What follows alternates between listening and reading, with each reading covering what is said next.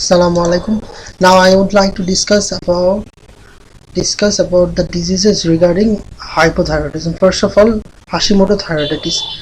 This is the picture of Hurtle cell and Hurtle cell found in Hashimoto thyroiditis. In Hashimoto thyroiditis, there is HLA, DR3 and DR5 association. HLA, DR3 and DR5 association, and it is the most common form of hypothyroidism in iodine sufficient region. It is an autoimmune disorder, and in here you may get anti-TPO antibodies, anti-thyroid peroxidase antibody, or antimicrosomal antibody, and other antibodies, anti-thyroglobulin antibody. These two antibody is positive in case of Hashimoto thyroiditis. It is in here initially this patient comes with the feature of hyperthyroidism, and then hyperthyroidism because initially due to follicular rupture there is a features of thyrotoxicosis, and in the later stage they may present with hypothyroidism. And in here you may get this Hurtle cell, which is lymphoid aggregates with germinal center.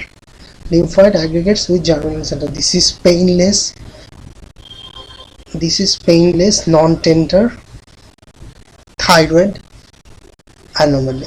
This is painless non-tender thyroid disease. Next one is postpartum thyroiditis, and there is a postpartum thyroiditis.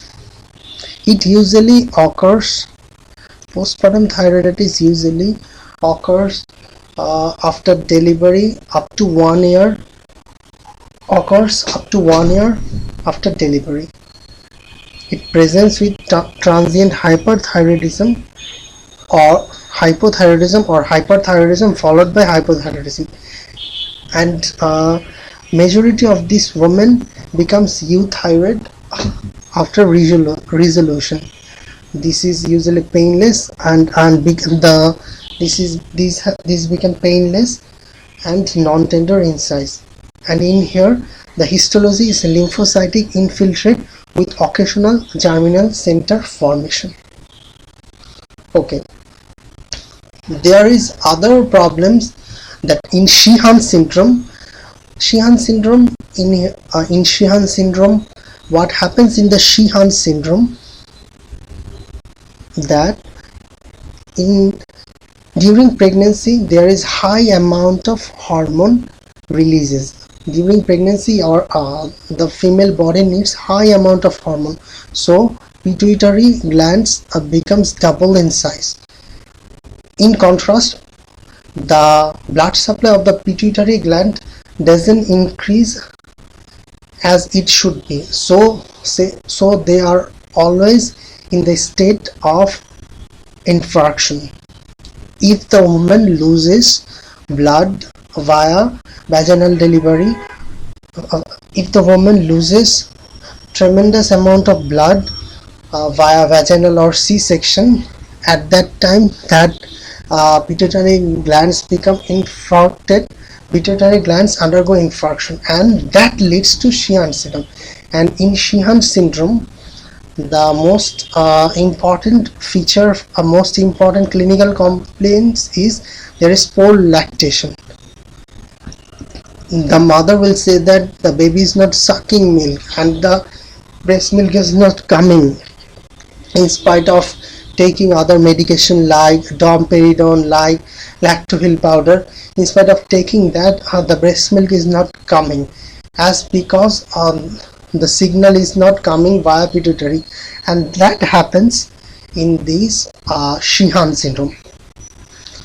Next, this is a baby who has got This is the baby with cretinism. In cretinism, there is a mnemonic. There is 5P: pot-bellied,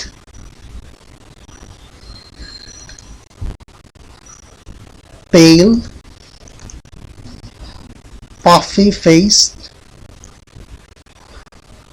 and the umbilicus is protruded umbilicus,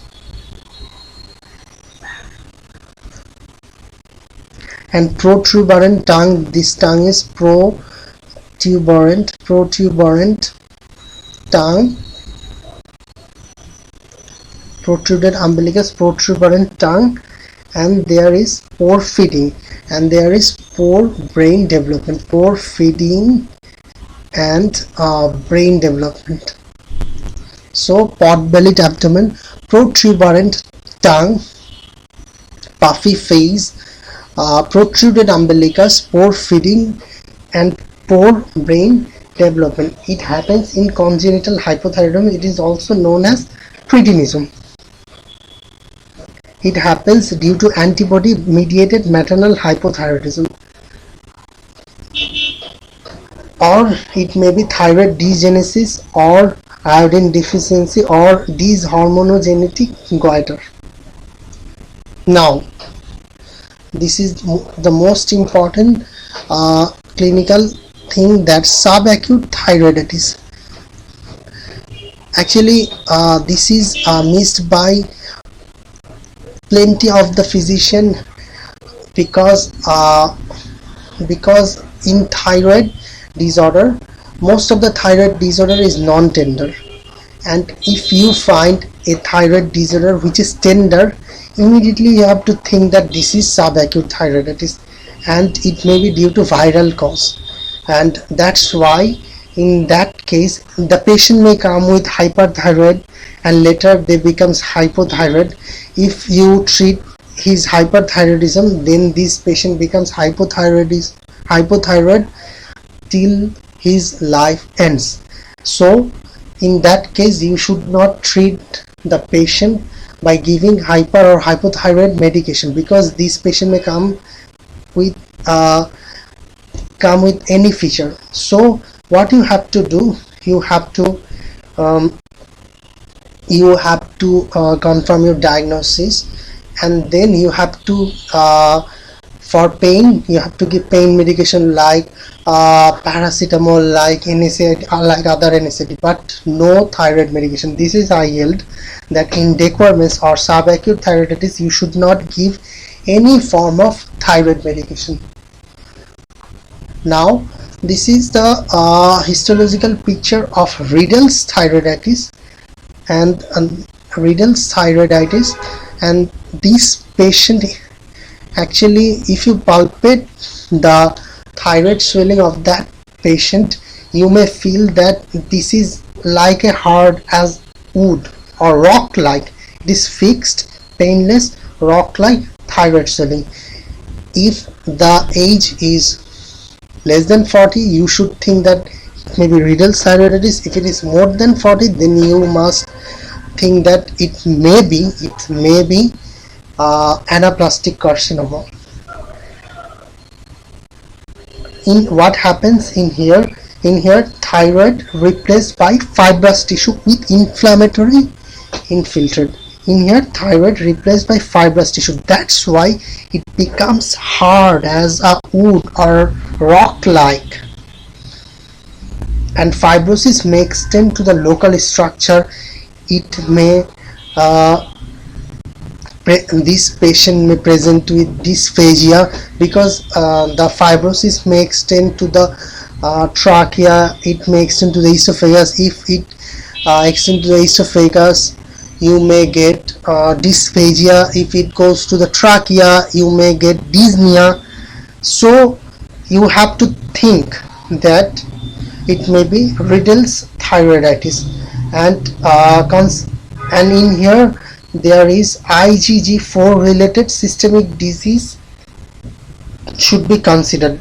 As it is autoimmune, so IgG4 related systemic disease should be think like autoimmune pancreatitis, like retroperitoneal fibrosis, and non-infectious aortitis. And the other cause of thyroid, it may be due to iodine deficiency, and there are some drugs like amiodarone, like lithium. Do you know where lithium is used? Lithium is most commonly used in bipolar disorder.